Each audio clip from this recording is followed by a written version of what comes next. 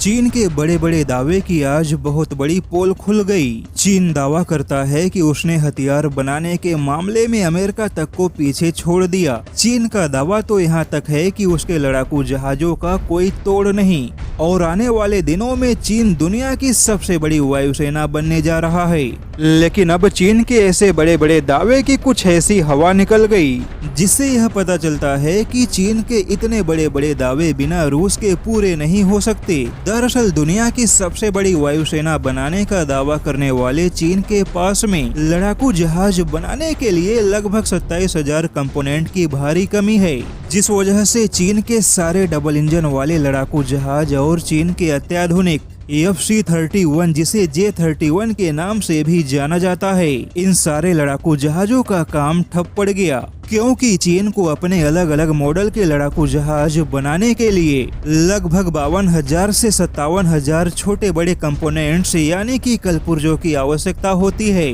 जिसमें कि कम से कम 27,000 छोटे बड़े कलपुर्जों के लिए चीन पूरी तरह से रूस के भरोसे है और इसमें भी लगभग 12,000 छोटे बड़े कलपुर्जे चीन को लड़ाकू जहाजों का इंजन बनाने के लिए चाहिए। हालांकि चीन के लड़ाकू जहाजों के इंजन में कितने कलपुर्जों की आवश्यकता है इसकी जानकारी तो नहीं है, लेकिन अमेरिका के डबल इंजन वाले लड़ाकू जहाजों में कम से कम 27,000 छोटे बड़े पार्ट्स की आवश्यकता होती है। तो संभव है कि इसी के आसपास चीन को भी अपने इंजन बनाने के लिए छोटे बड़े कलपुर्जों की आवश्यकता होगी। अब ऐसे में सीधे शब्दों में कहा जाए तो रूस के युद्ध में फंसने के कारण चीन के लड़ाकू जहाजों की परियोजना ठप पड़ गई, यानी कि अब कहीं न कहीं भारत के तेजस लड़ाकू जहाज मौजूदा हालात में विकास परियोजनाओं के मामले में कहीं न कहीं चीन से बेहतर स्थिति में है, क्योंकि इंजन को छोड़ भारत के तेजस में इस्तेमाल होने वाले लगभग सभी छोटे बड़े कलपुर्जे भारत में ही बनाए जा रहे हैं। यहाँ तक कि शुरुआती दौर में जो रडार सिस्टम और कलपुर्जे इजराइल से खरीदे गए,